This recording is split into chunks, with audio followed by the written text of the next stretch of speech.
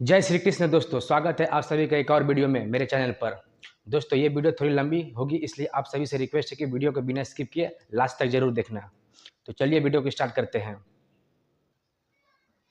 महाभारत की लड़ाई शुरू होने वाला ही था। दुनिया भर के योद्धा कौरवों के साथ दे रहे थे तो बाकी बचे पांडवों के साथ दे रहे थे।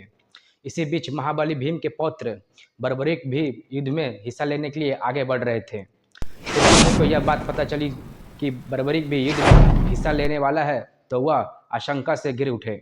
उनको भय सताने लगी कि अगर बर्बरीक युद्ध में सम्मिलित हुआ तो पांडवों की जीतना और धर्म की स्थापना करने में बहुत ही परेशानियों का सामना करना पड़ेगा। बर्बरीक कर्ण की तरह दानी और अपने पिता घटोत्कच से भी ज़्यादा मायावी और ताकतवर थे। शक्ति स्वरूप के अनन्य उपासक थे।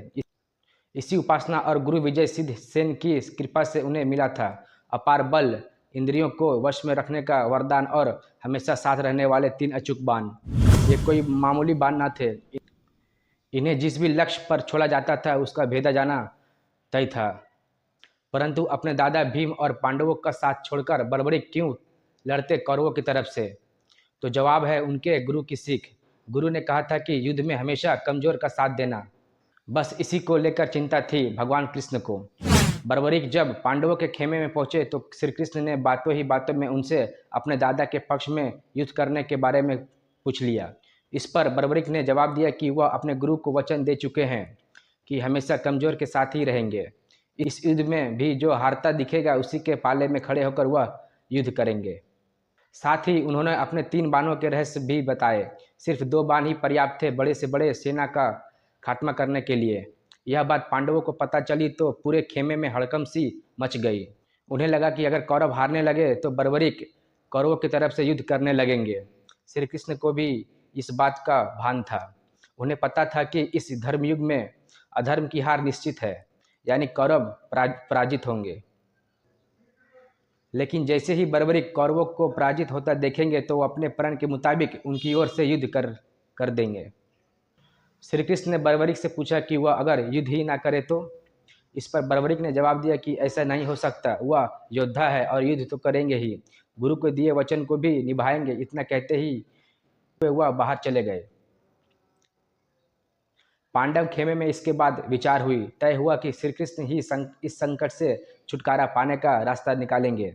श्री कृष्ण अगले रोज ब्राह्मण वेश में बर्बरीक के पास पहुंचे। तब वह ध्यान में लीन थे। उनके बगल में 3 बाण रखे थे। ब्राह्मण को देखकर बर्बरीक ने अपने आंख खोले और ध्यान मुद्रा से बाहर आए और उनको हाथ जोड़कर प्रणाम किया। ब्राह्मण ने पूछा, यहाँ पीपल के पेड़ के नीचे ध्यान मुद्रा में बैठे होने का क्या कारण है और तुम कौन हो? बर्बरीक ने उन्हें अपना परिचय देते हुए बताया कि वह युद्ध करने आए हैं।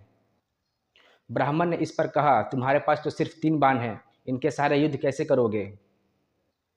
इस पर बर्बरीक ने उन बाणों के अचूक होने की पूरी सच्चाई बताई। ब्राह्मण ने पीपल के पेड़ की तरफ उंगली दिखाते हुए कहा, मान लो यह पीपल का पेड़ एक विशाल सेना है और इसके सभी पत्ते एक एक सैनिक। कैसे तुम इन बाणों से इन्हें भेदोगे? बर्बरीक जैसे ही अपने बाणों का चमत्कार दिखाने के लिए धनुष उठाने को तैयार हुए, श्री कृष्ण ने पीपल का एक पत्ता अपने पैर के नीचे ढक दिया। बर्बरीक ने अपने धनुष पर एक बाण चढ़ाया और पीपल के पेड़ की तरफ बाण चला दिया।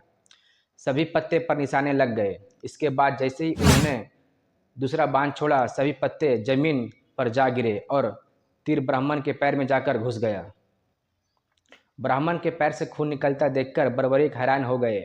उन्हें अंदाजा हो गया कि यह कोई साधारण ब्राह्मण नहीं है, अन्यथा इनकी मृत्यु हो गई होती। बर्बरीक यह सब सोच ही रहे थे कि ब्राह्मण बने श्री कृष्ण ने कहा, तुम्हारे बाण अचूक हैं। महाबली, क्या इस ब्राह्मण को कुछ दान नहीं दोगे? बर्बरीक ने कहा, जरूर दूंगा, लेकिन आप मुझे अपने वास्तविक रूप में दर्शन दे। श्री कृष्ण ने जैसे ही अपना रूप दिखाया, बर्बरीक उनके पैरों पर गिर गए और बोले, भगवान जो मांगना हो मांगे। श्री कृष्ण ने उनका शीश मांग लिया। इस पर बर्बरीक ने कहा, लेकिन भगवान, मैं महाभारत का युद्ध देखना चाहता हूँ। मैंने सुना है कि इतना बड़ा युद्ध न तो कभी लड़ा गया है और न ही लड़ा जाएगा।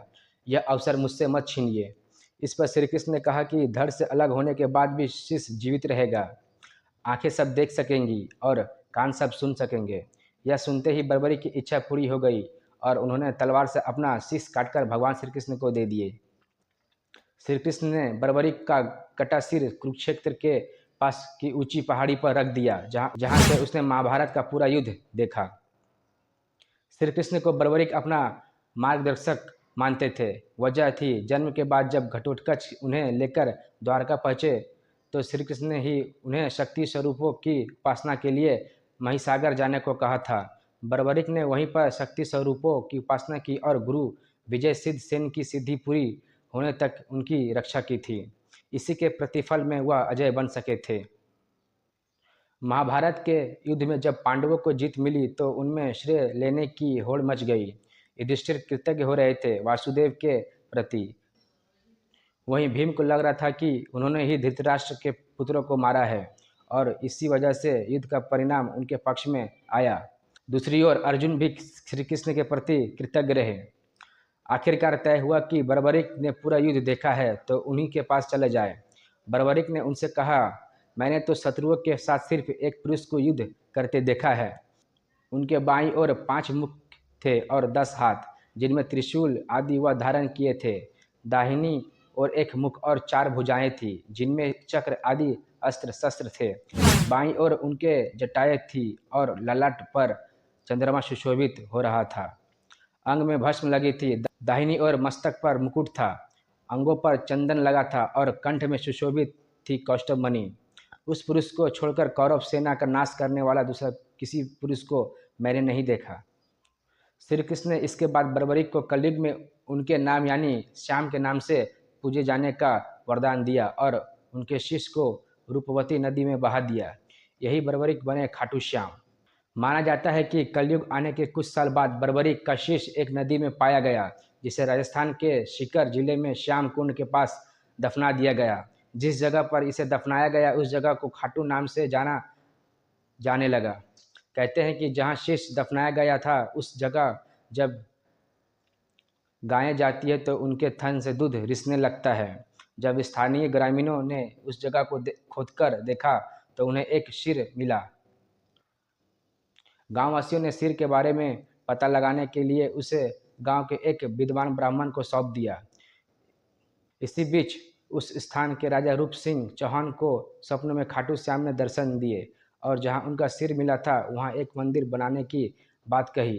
राजा ने आदेश का पालन किया, मंदिर का निर्माण कराया और फाल्गुन शुक्ल एकादशी को खाटू श्याम की प्रतिमा स्थापित करवाई। तभी से यहाँ फाल्गुन में 12 दिन का मेला लगता है। चूँकि जहाँ सिर मिला उस जगह को खाटू नाम से जाना जाता था, इसलिए बर्बरिक को खाटू श्याम कहे जाने लगा।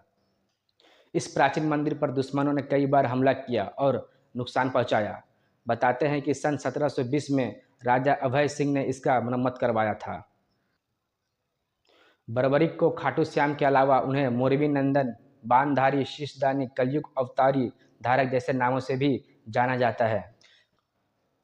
खाटू श्याम के मेले का आकर्षण यहाँ होने वाली मानव सेवा भी है।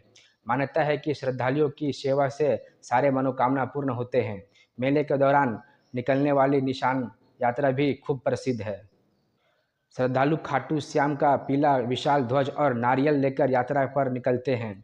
निशान यात्रा में वे श्रद्धालु शामिल होते हैं जो खाटू श्याम से कोई मनोकामना पूरी होने की मन्नत लेकर आते हैं। राजस्थान के अलावा देश के कई हिस्सों में खाटू श्याम के मंदिर है। यही नहीं, नेपाल, पाकिस्तान, थाईलैंड और ऑस्ट्रेलिया में भी खाटू श्याम के मशहूर मंदिर है। तो चलिए फ्रेंड्स, वीडियो को एंड करते हैं। आई होप ये वीडियो आपको पसंद आई होगी। अगर पसंद आई होगी तो लाइक, शेयर और चैनल को सब्सक्राइब करना ना भूलना। जय श्री कृष्ण।